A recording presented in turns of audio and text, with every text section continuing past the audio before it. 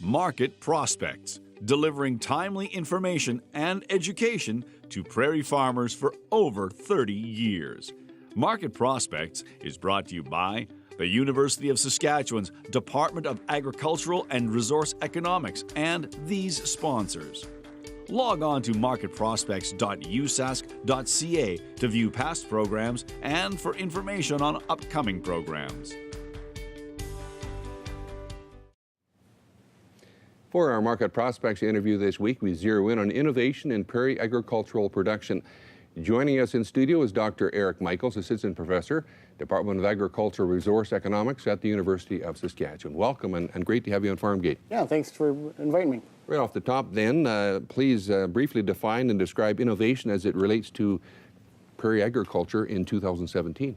Well, I see it I see innovation as a change in routine. So looking at maybe new technologies that farmer is going to try and bring into their farm business, maybe new ways of doing the same things they were doing, but with different technologies, different tools, different processes.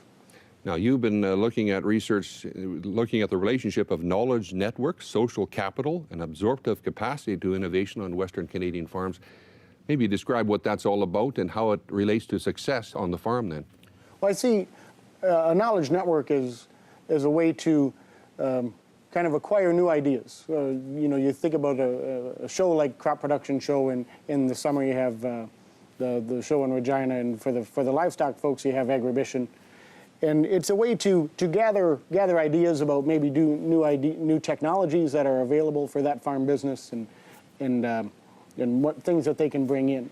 In terms of social capital, that looks at the trust and the friendships and the interactions that farmer, that farm manager may have with other people in the industry. It might be other farmers, it might be suppliers, it might be agricultural economists. You know, just ways to.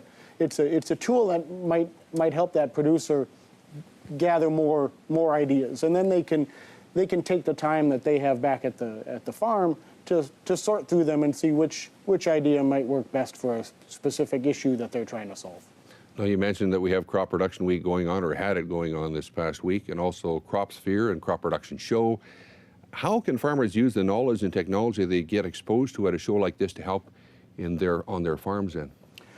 I think one of the keys, or one of the things that may help, is coming to a show like this with a goal in mind. What are you trying, like what issue did you have in the past year or past couple of years that you're trying to solve? I think if you come to a show like this with a goal in mind, you can have a strategy when you're going through all of the different booths and people that are there with new ideas and everything shiny and new. It gives you a way to sort through and manage your time to actually talk to people that are going to solve a problem that you have, not give you an idea to solve a problem that you might not have there may not be a need for that specific technology yet. So I think coming with a goal in mind, mapping out who you need to talk to would certainly help in bringing new technologies home that might be more meaningful for that farm business. Now, you're really exposed to all kinds of new technology at these kind of shows, I guess, so really it's to their benefit to attend shows like that, isn't it, really? Oh, absolutely. I think, you know, you can see some of this in the farm magazines, in the producer, in all of those different outlets online through discussion forums and so on. But I think actually coming to a show like this, talking to the supplier, maybe getting your hands on the equipment, seeing how that might work for that farm business certainly helps in that innovation process of, okay, here's an idea that I've been exposed to. What does it mean for my business? How can I implement this? Are there some people in the industry now with the supplier, with the person that I can actually talk to if I do go ahead with adopting this technology? Do I have a phone number? Do I have an email? Somebody that I can get a hold of if things aren't going quite as planned. Is there a particular type of farm that works best with farm innovation?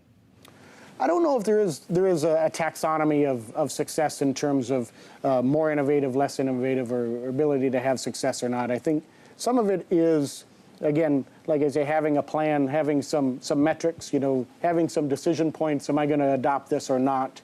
So you almost try and have a goal of, I'm trying to solve this problem. What does this technology have to do for me to invest in that tool? You know, do you have some return on investment that tool has to provide you in order to invest or not? So I think trying to slow down and trying to create some waypoints for that decision process might help farmers be more successful in the process of adopting a new technology. Well, great information, great insights, Dr. Micheels. Thanks for coming on Farmgate. Yeah, thanks, Bob. Okay, we're back in 2 minutes. Please stay with us.